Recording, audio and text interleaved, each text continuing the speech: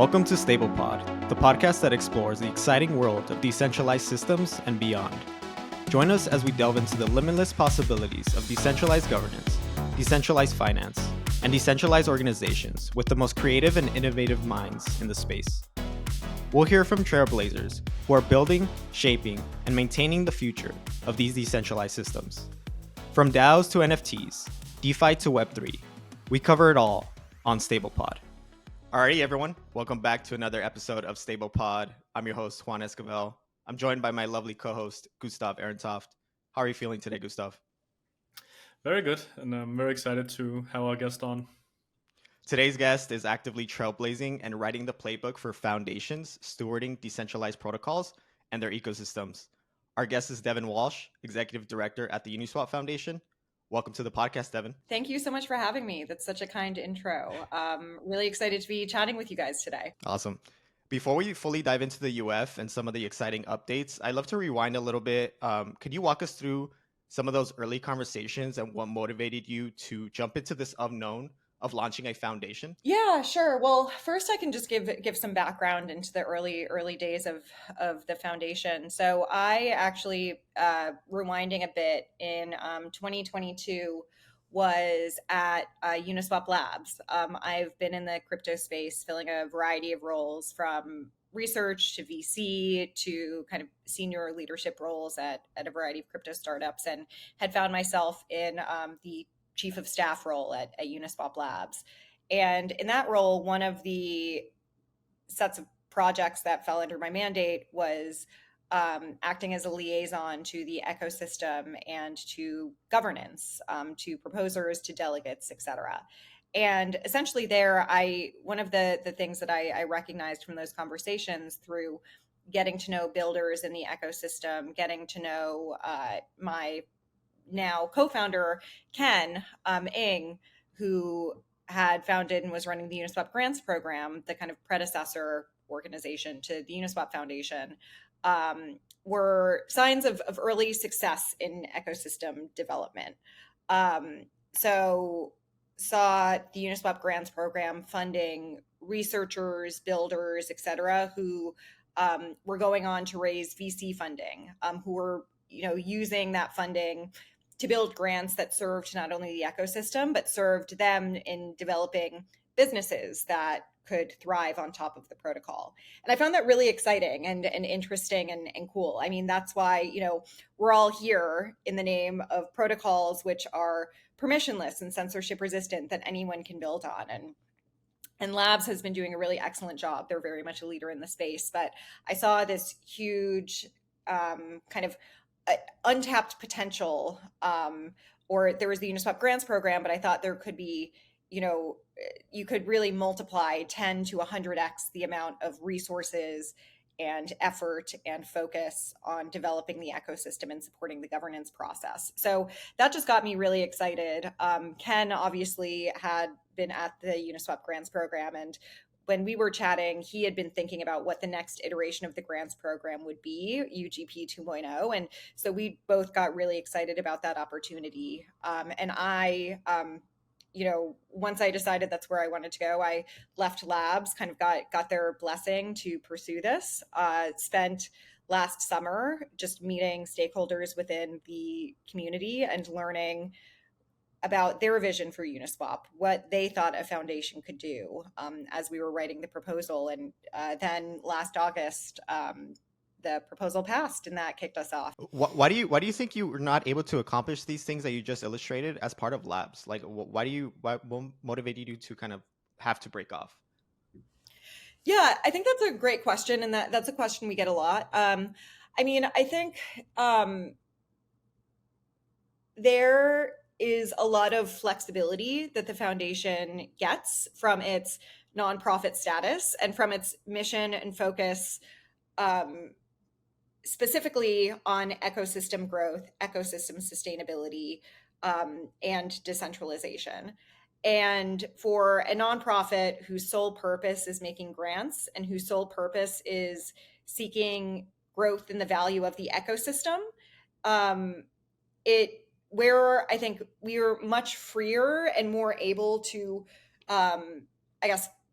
be successful in that realm than a kind of more traditionally structured startup like Uniswap Labs, whose mission is to at the end of the day build really amazing products on top of the protocol, but also grow its own equity value. Yeah, totally. Why do you think there's this recurring trend that we see? A lot of the guests we've had on are ex, core team members, and then they break off, and then they kind of start servicing the protocol or the community. Why do you think that's such a recurring pattern? Is it just like as part of like the early team, you see things that this protocol or this community needs, and now you're trying to address those needs? Like, what do you think about that trend? Yeah. So I guess what specifically with the trend of kind of like ex community or ex core team members leaving, or Yeah, so you see a lot of ex-core team members, they'll say, "Oh, we broke off and we started this initiative." In your case, it's the foundation, yeah. because we wanted to do more for the protocol. We were kind of maybe more limited, or maybe we're not as flexible as part of the core team members. Why do you think that's such a recurring theme that is happening across the space? I know it's not like new; it's been happening for quite some number of years, but it's interesting to note that. Yeah, well, or I don't know. I think it just makes a lot of sense to me. I mean, I think there's a lot to do in both realms. I mean, when we think about, the ability for in the case of Uniswap, the largest DeFi protocol that exists in the space today, I think, from our perspective, it kind of owns market share in the DEX space and is certainly one of the best known and I think most trusted brands in the space. But if you look at or in my perspective, we're only at the beginning of its growth. If you look at volume market share for Uniswap in the spot market compared with all centralized exchanges, for instance, it's in the single digit percentage points. And when you look at the opportunity for growth as we think about real world assets, all of the other kinds of assets, which we believe will go on chain in the future, I think we're really just at the earliest stages of what the Uniswap protocol can be, which in my opinion is the liquidity layer of the internet. And seeding an ecosystem which can capture all of that is quite a massive job all on its own, just in itself. Kind of shifting gears to, so I don't want to speak for Uniswap Labs because I'm not there. I haven't been there for a year and a half. But their mission is very focused on building easy to use, very user friendly, safe products built on top of the protocol.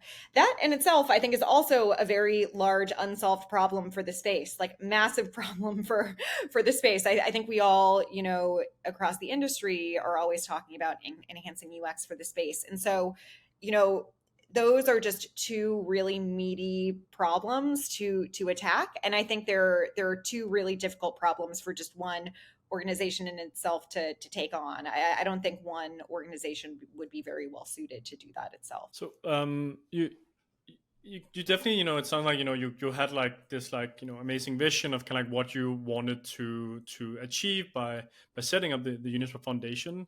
What are some of the I don't know, like, biggest projects you guys have pulled off so far? Maybe you can tell us a little bit about what this has enabled you to be able to achieve so far. Yeah, I'll call out two projects specifically that first come to mind. So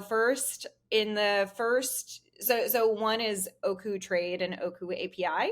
And the second is TLDR, which is a first of its kind research fellowship and conference that we launched. So both of these speak to two larger themes that the foundation is focused on, which is ecosystem growth, which is supporting many, eventually hundreds to thousands of teams building sustainable businesses on the protocol. And the second is focused on building a pipeline of innovation, researchers and academics coming to the protocol. So Oku Trade and API, this was one of the earliest grants that the foundation gave a little bit more than a year ago to GFX Labs, which is a team which has been in the Uniswap ecosystem for years now, which had built really strong relationships with the Uniswap Grants program, and had been very involved in governance as well.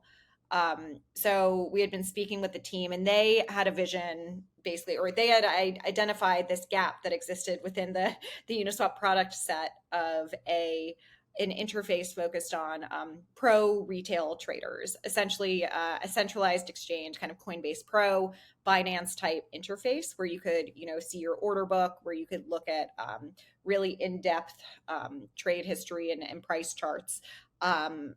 Much more detail than you would be able to see on any other products that kind of exist on top of Uniswap today. And we got really excited about that vision, and we kind of agreed with the fact that that gap existed within the market and was pretty much a glaring gap that existed in the product set. They also brought up the need to, in order to support that kind of product, they would need to build their own API.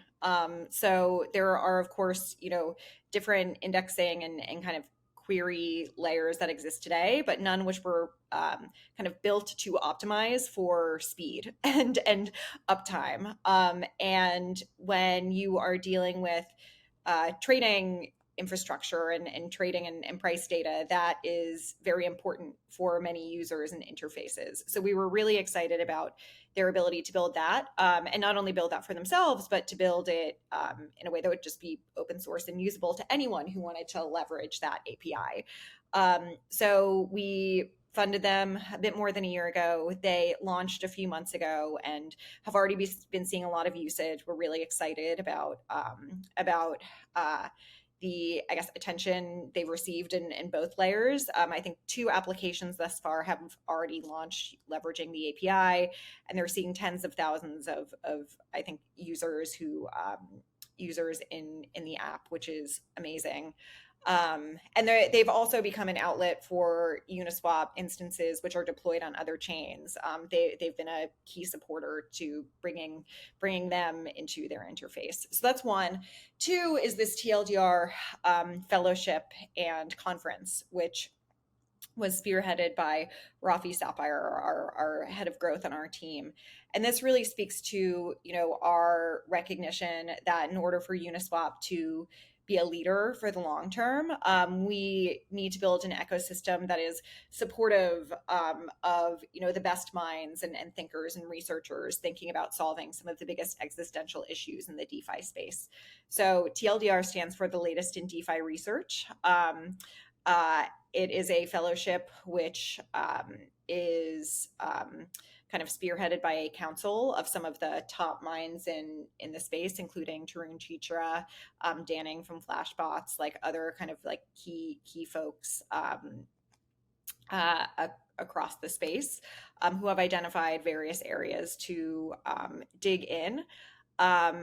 They kind of launch, request for fellows, have selected a number of fellows who will work with them very closely over the coming months and ultimately talk about the research that they've conducted at a conference in March, which we're really excited about. So those are our 2 really big grants that we've given thus far. Where will this conference be? So we're still, figuring out the details, but it should be in New York. Yeah, we'll touch on a little bit more later, because this is a trend, right, that we see. This is the theme that I see from Uniswap. It's like build on top of and within the ecosystem, right? That this is like the big driving message that I definitely see from your messaging, which is great. So we'll touch on that a little bit more. But first, I want to touch on this recently passed proposal. Continued funding of the UF. I would love for you to break down for the listeners who might not be as familiar or, we're following that storyline as closely, what was in the proposal and, why was it posted now? Yeah, sure. So the proposal, which anyone can look at in the forum, covered so maybe taking a step back. So the foundation has been around for a little bit more than a year at this point. We posted our initial request for funding in August of last year.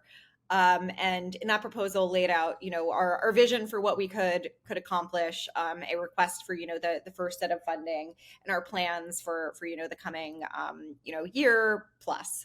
It has been quite an eventful year, or a bit more than a year at this point. We have learned a ton, and I think we've been able to really refine our strategy and get a lot more specific about what our value add can be for the space.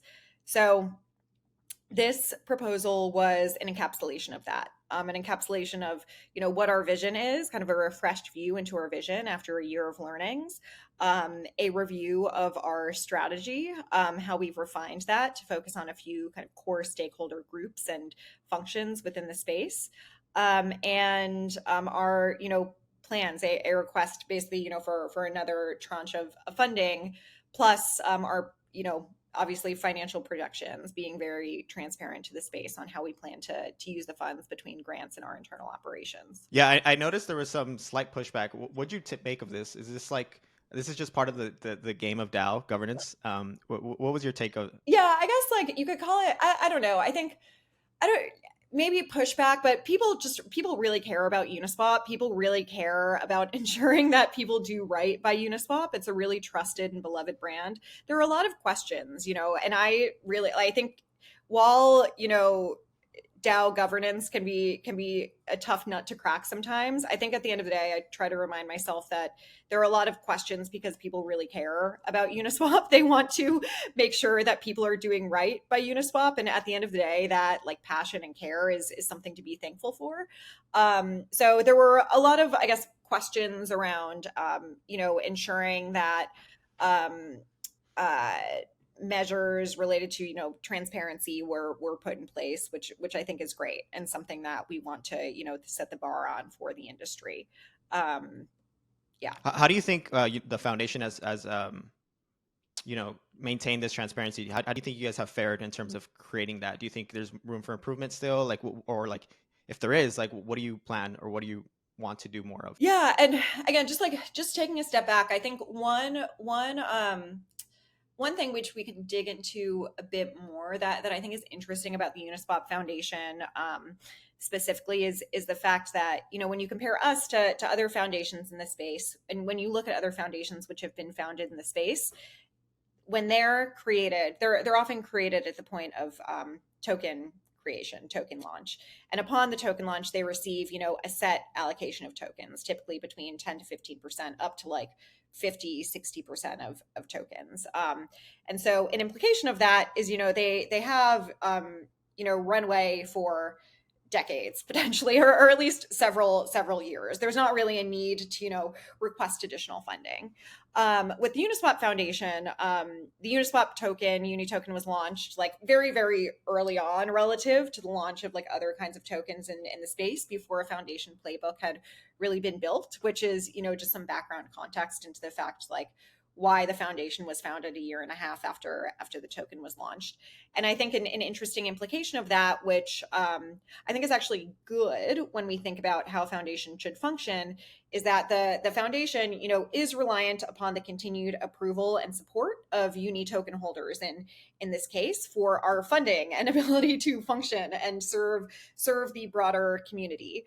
I think that is ultimately a good thing. I think it kind of, so built into our model is the need for accountability, the need for transparency, the need to actually, hit our objectives and show our worth to the community. And I think that's a model that I would hope the foundations of the future also follow. So going down kind of more specifically into how we've done that thus far, over the last year, we've published pretty frequent updates of the grants that we have funded to the DAO. If you look at our blog, we have I think like 3 pretty comprehensive grants wave summaries that we published to the DAO, plus other blog posts that summarize how we are thinking about hooks as an opportunity, how we think about some governance focused initiatives that we think were really core to our strategy and work over the last year.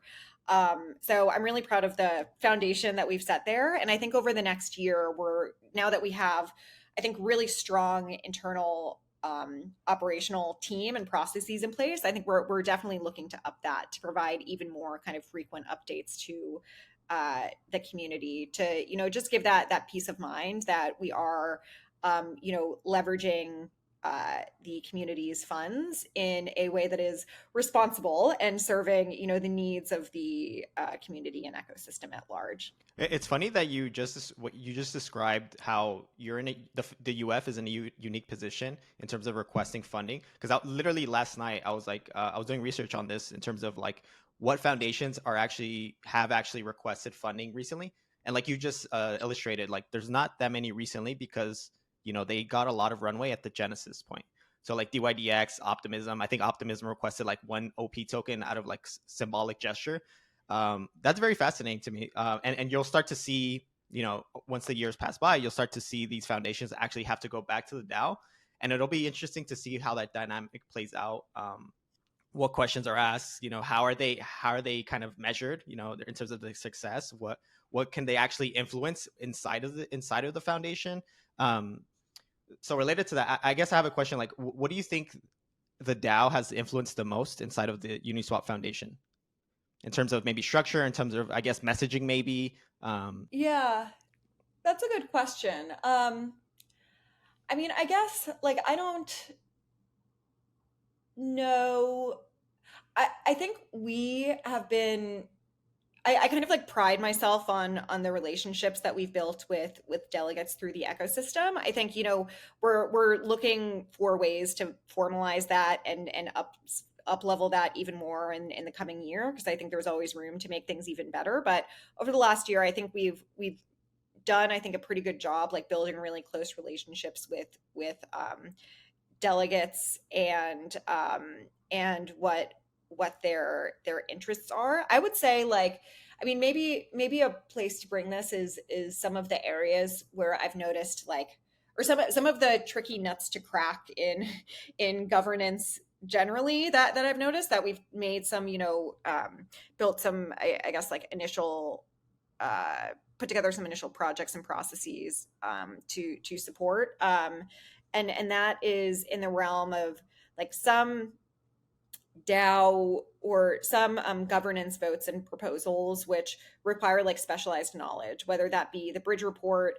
We recently saw a vote get a lot of attention around funding kind of a Kubo, which is a version of V4 on Starknet. And that kind of, like with the bridge report, it kind of requires expertise into this really niche technical topic of bridges, which is just, even the most talented Solidity developers, you require a lot of time to do that right.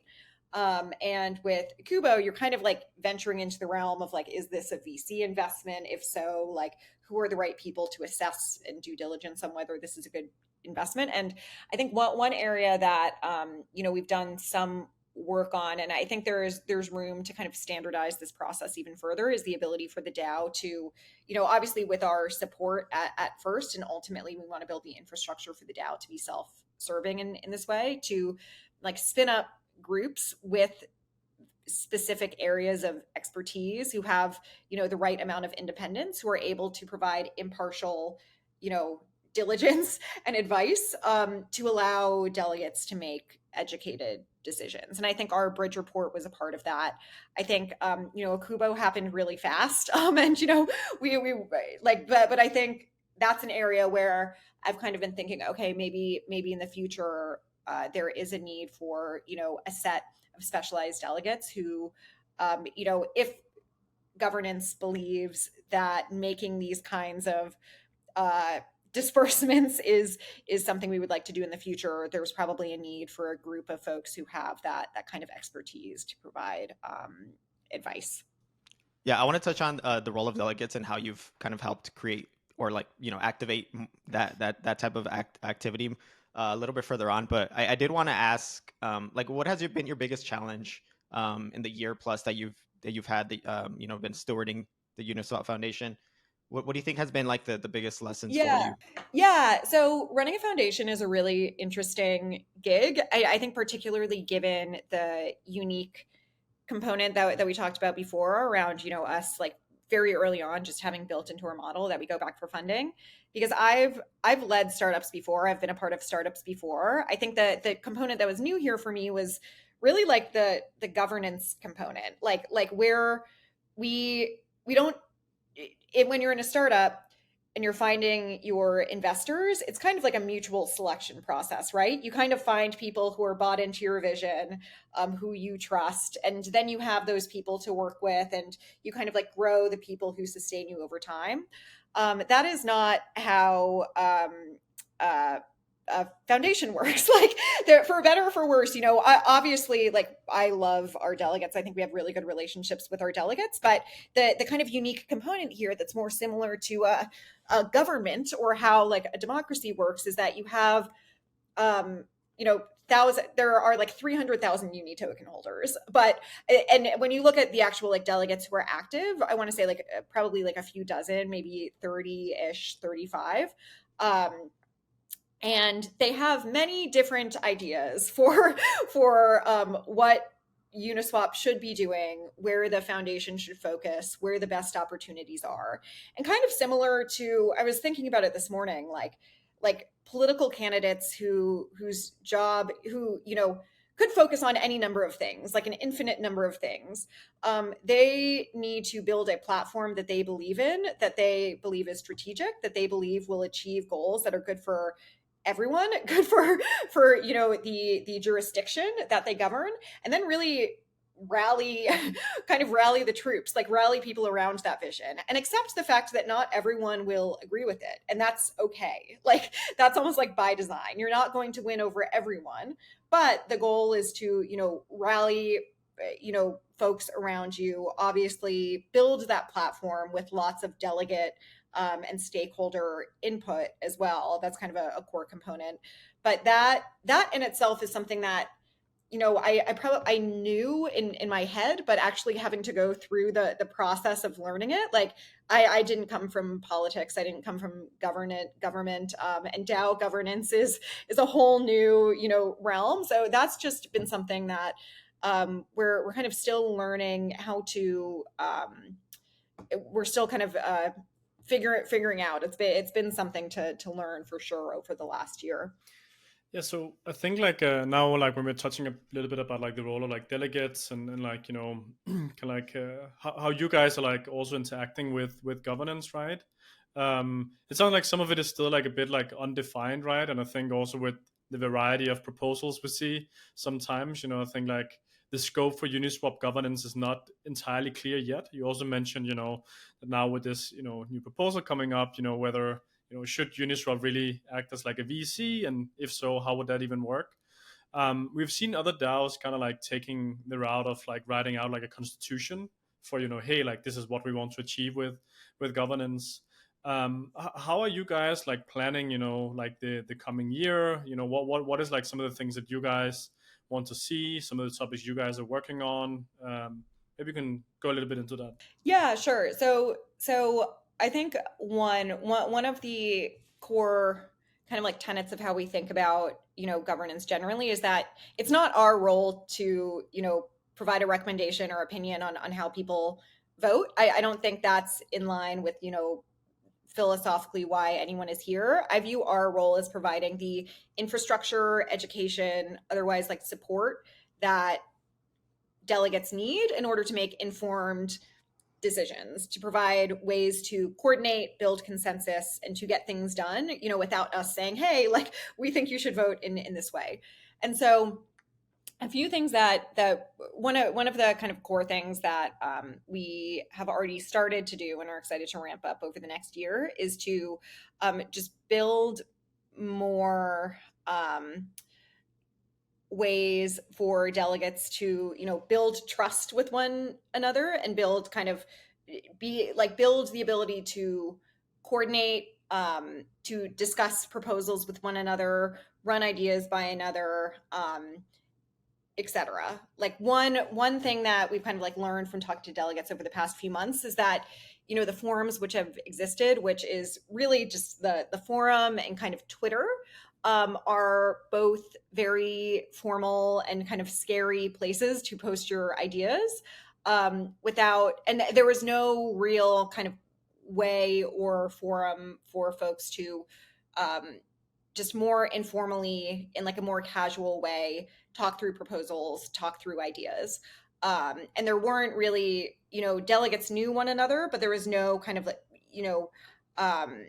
there weren't kind of like norms around how to bounce ideas around outside of the forum. So we during ETH NYC about a month ago ran our first IRL delegate event in New York with a pretty small group as kind of a test run of delegates that we brought together in New York to both one, learn more about the foundation, but also as a test case, dive into hooks and dive into V4. To one, just learn more about V4 and hooks from experts on our team. We brought in some folks from labs, but to also think through how, like, what are people excited about when it comes to hooks? What are we scared about when it comes to hooks? And what is the way for delegates to really, provide value, or like what are the avenues by which this group of stakeholders who are so smart and have so much energy and enthusiasm for Uniswap to really contribute to V4 and hooks. So as we look to this next year, like we got a lot of good feedback in that event. I think it really unlocked a lot of energy and excitement around what delegates could do for Uniswap.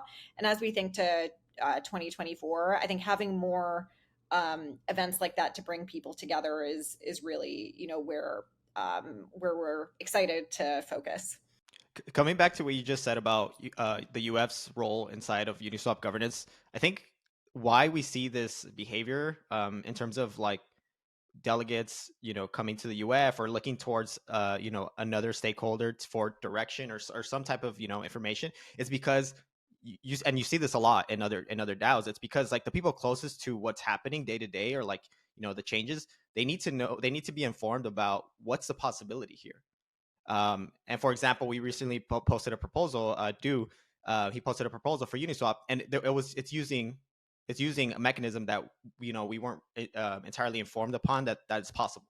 And so this is something that we see that's kind of the reason that delegates or involved stakeholders also gravitate towards maybe these other bigger stakeholders in the ecosystem, to kind of see to see to come together for a vision, or for an understanding of, okay, what can we actually do here together.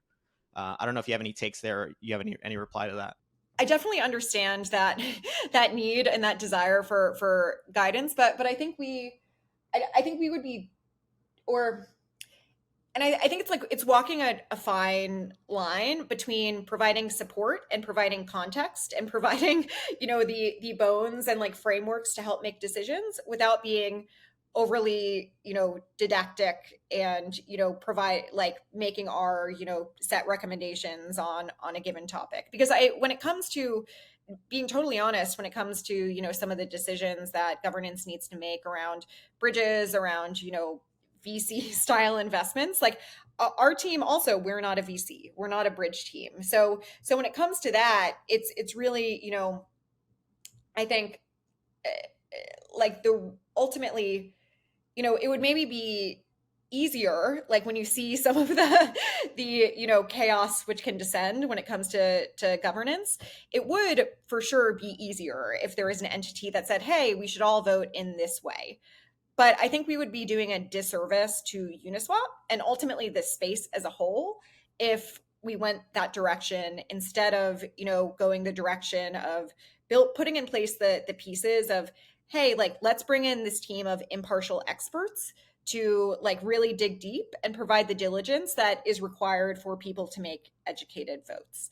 Like, I don't know, when you think about, democracies, like, I think the best, there's some quote that says like the best sign of a well-functioning democracy is an educated populace, or like a well-informed like populace who has the information and tools that they need to make educated decisions, but educated decisions on their own, and not like, being told to vote a particular way. And I think, that's quite important, while it is more difficult for sure, and is, a route that's not as clean and easy as, saying let's vote in a particular way. I think that is the right way.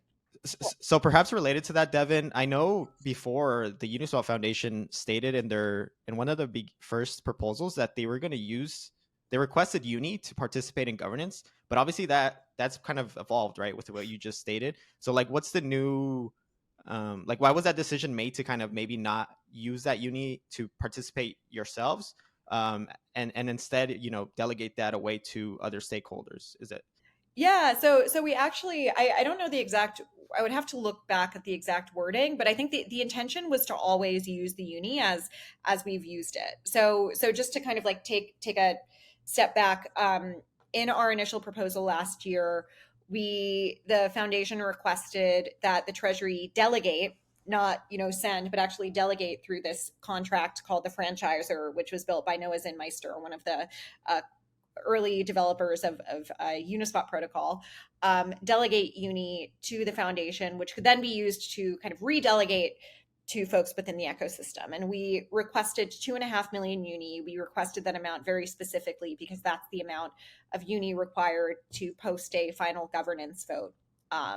And we made the decision to do that because in our interviews with many delegates and our listening tour early on how the foundation could support the community was that many proposers, many folks who wanted to make proposals or were making proposals, often encountered a lot of friction when they got to that step to make the final on-chain vote. That's quite a lot of uni. That's multi-million dollars worth of uni, and there are only a few folks within the ecosystem who are able to delegate uni to folks making those proposals. So we saw that like very very in line with the strategy of supporting delegates in making decisions.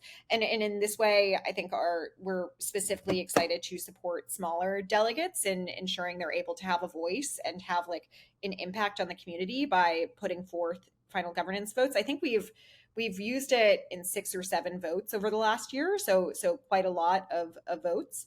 Yeah, and I think that's just one example of how we're leveraging our purview within the ecosystem to support the governance process. So now we are like just on this topic because you mentioned yourself, like you guys wanted to support the smaller delegates, delegates in general. I don't think you have like a bias towards them without any tokens delegated, but we saw like both you guys kind of like doing the delegate race, right? Like the period where I think with some very varying degree of success, as I think it looked quite good, and then afterwards there was like a little bit of like activity fall off. How do you guys like what do you like envision would be like some of the next steps you guys would take to try to get delegates to be more active, to help push the active delegates to get like more tokens delegated? Do you guys have any other things planned, like the delegate race or any other things like on your horizon? Yeah, I think it's a good question. And just to take a step back, so the delegate race was one of the things that we did around like halfway through the year, so kind of 6 months in. And we did this in line with the launch of Uniswap Agora, which is a delegate platform where you can, for the first time actually check out, filter for delegates who, if you're a delegator, filter for delegates who match your interests in a particular topic, match your views on a particular, topic, learn more about a delegate, look at their voting history, etc. And the delegate race entailed some large uni token holders within the space, committing to delegate a few million uni to any new delegates which signed up on Agora. And I think I'm actually quite pleased with the results. We had many more folks. I didn't really know what to expect, but we ended up with, I think it was like 65 to 70 new delegates signing up on Agora, which I was really excited. I'm still like really impressed at how many people signed up, and many quite high caliber folks as well. And so looking at that, I mean, when you look at like what's happened since then, I'm actually like quite pleased with the results. Like many of the folks who participated in the delegate race, even folks who like many of them received delegation in the hundreds of thousands up to I think like 1 million uni. So quite a good amount of uni, particularly for a new delegate starting out. But even some of the folks who didn't receive a ton of uni, like that was kind of a launching point towards them participating much more within Uniswap governance. So 2 that I'll kind of like call out specifically are one like Robert Chen from OtterSec, which is an audit firm within the space. They have been talking to us a ton and are actually the recipients of one of our grants, one of the RFPs around protecting the space from bad hooks. So kind of showing like some norms and standards around what good hooks should look like, how to protect the space around against bad hooks.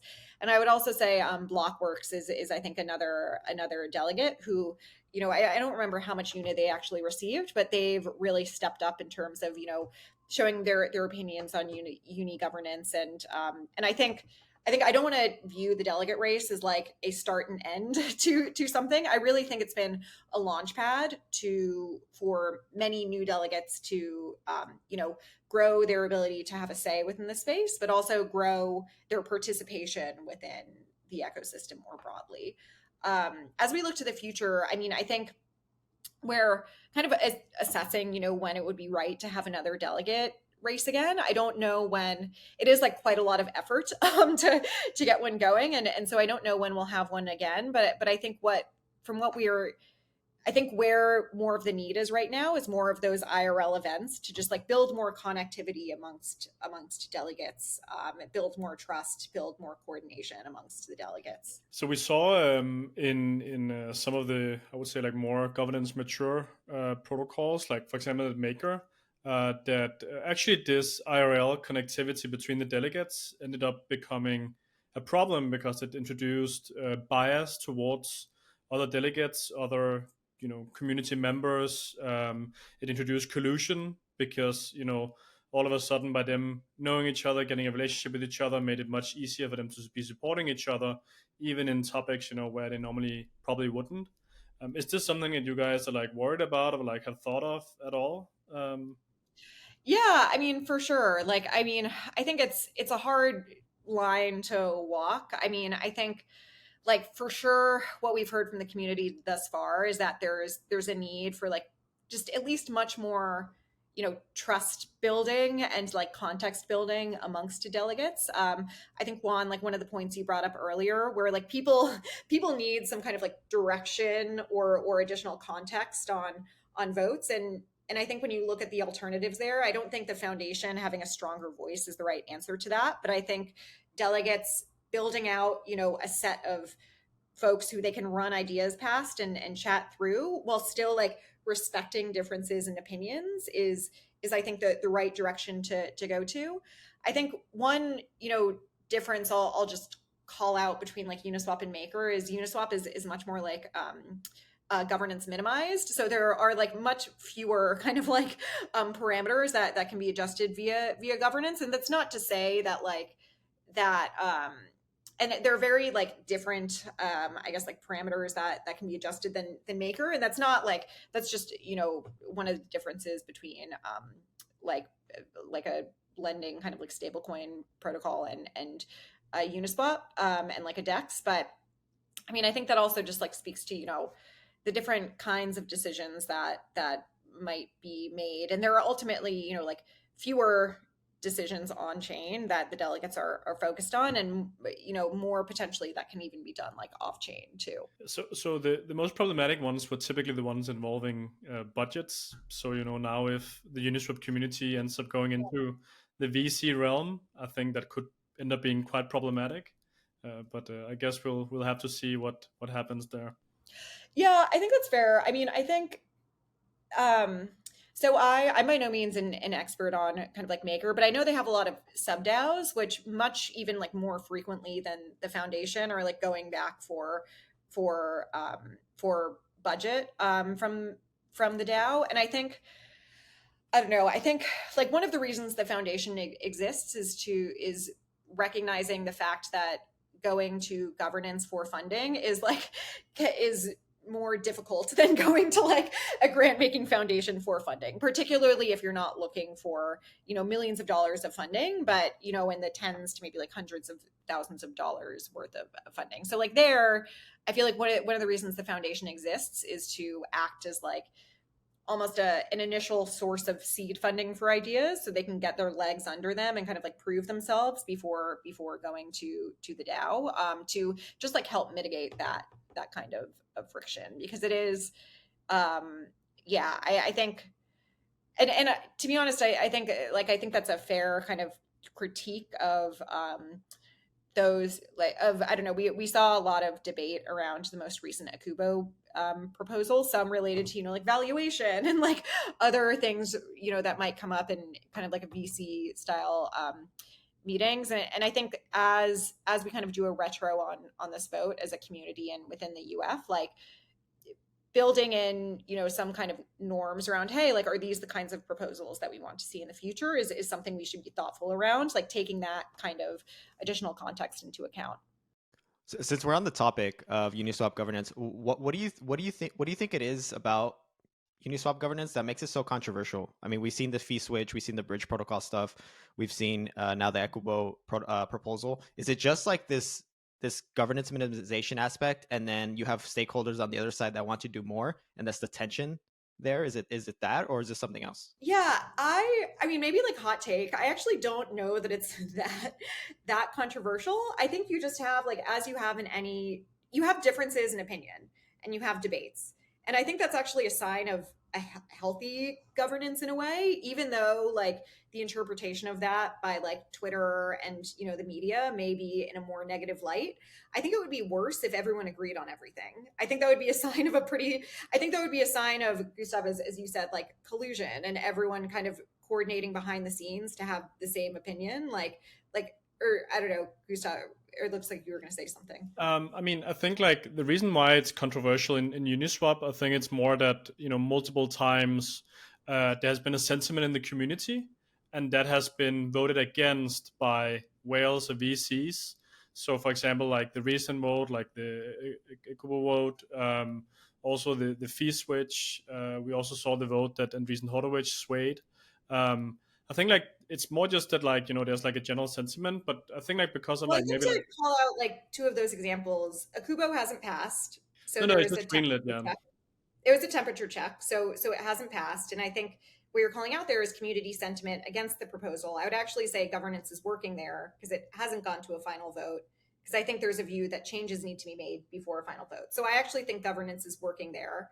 If you're talking about the bridge vote, Andreessen was actually overpowered by the community on that vote. There was a lot of controversy around that. But if you're talking about the BNB vote, I actually like disagree with you there. Like, sure, there was a lot of discussion around Andreessen's like voting power, which I think is a separate discussion. But I think at the end of the day, the community actually won over Andreessen in that vote. Yeah, I mean, I think it was more just to the point of like the controversial topics was not so much that people were like disagreeing or like agreeing with each other, right? I think it was more just that, like, the reason why it came out as like these headlines or like on Twitter was because that, like, votes were either close to getting pushed over or like turned around. But I think from like, and this is also what we have reporters reaching out to us every time on these topics, by the way, to get our input and feedback. And I think it's just more that, like, the activity is not that big in Uniswap, right? So, and reason if you look at the percentage of the votes, it's not that high. But if you only have like a couple percentage voting, then of course their vote means a lot more. So, I mean, in general, voter participation in governance is quite low. But of course, like, the lower it is, the more, like, even like, semi-significant holders can like sway votes. Yeah, and there, I mean, I don't disagree with you on that. I think for sure, like where, you know, the foundation upon its creation, like we kind of have the token distribution that exists, and as it exists today, for sure, like I can understand the the desire for more token distribution and more delegation going towards other voices within the space. And I think with things like the delegate race, like that is definitely like a push in that direction. I think we had, I don't know, at least a dozen or more. I don't have the statistics in front of me of folks receive more than 100,000 uni, and I think that's only the beginning. So I think that's one place that I agree with you. It is a priority of ours to ensure that folks have more of an actual ability to vote in the form of uni delegation. And it's something that I think we've been successful at achieving so far, and will continue to focus on. Totally. I do want to call out the time, Devin. Only two more questions I have for you.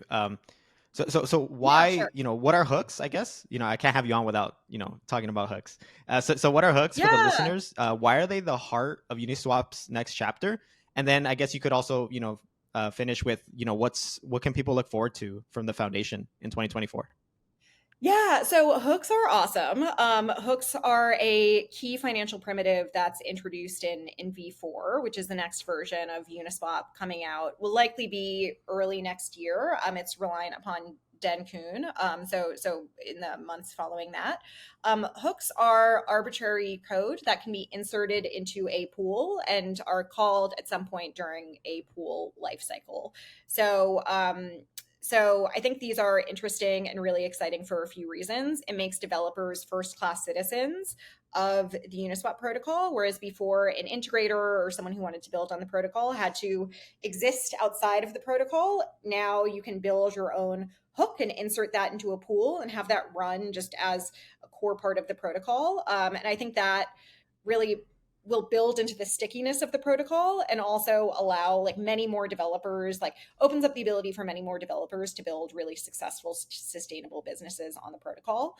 Some examples of what those could be are LP games or the gamified LP experiences or LP tools to help boost their returns, lending out LP capital that's out of range to a lending protocol or something like that. New kinds of oracles, new kinds of order types. So TWAM is something that Uniswap Labs has said they're working on. If you go to uniswaphooks.com, there are about 60 to 70 community built hooks that the foundation has played a part in supporting so far that speak to the variety of things that are possible. So we're really excited about that. And yeah, in terms of what you can look forward to for us last year. So I kind of lay out our top 3 priorities in the governance proposal that went through, and you can so folks can kind of read more there. But I would say there are three big priorities. One around supporting the development of the developer ecosystem, particularly around V4. So long term, supporting thousands to tens of thousands of developers and builders and companies, ultimately successful, sustainable companies being built on the protocol, starting with V4 and hooks. 2 is building a strong pipeline of innovation directly to Uniswap. So here, this means the TLDR conference and really supporting a lot of the fellows research, which comes out of that, translating that into POCs that happen directly on Uniswap, and building working groups who are focused on some of the biggest existential issues related to Uniswap, whether that be LVR lever or mitigating lever or mitigating bad MEV and toxic flow to the protocol. And 3 is related to governance, really supporting governance and delegates, whether that be in IRL events or a big topic as you brought up, Gustav, is related to fee switch and value accrual. And, I think that's an area that's been a hot topic and really a passion for the community for a long time. And that's an area that, we're looking to look at with renewed focus and excitement in the new year. Love it. Yeah. You guys have your hands full. We're particularly excited to contribute more and more to Uniswap governance. So that's exciting. Any final thoughts or comments, Devin? Anything you want to plug as we wrap? No, I mean, I think follow us on Twitter, Uniswap FND. That's where we post all of our updates. That's where we post all of our grant opportunities and RFPs. There are a lot of ways to plug in to us over the next year. And thank you guys. These were very thoughtful questions, and I think it was a good discussion. Any final thoughts, or Gustav? No, I really want to thank you for taking the time to come on and talk with us, Devin. There's really a lot of things happening, and I think also also speaks wonders of kind of what is happening at the Uniswap Foundation, right? There's really a lot of stuff going on, and I think we could have continued for another hour. For sure. Thank you so much for joining us, Devin. Thanks. Thank you, Gustav. We'll see you on the next episode of Stable Pod.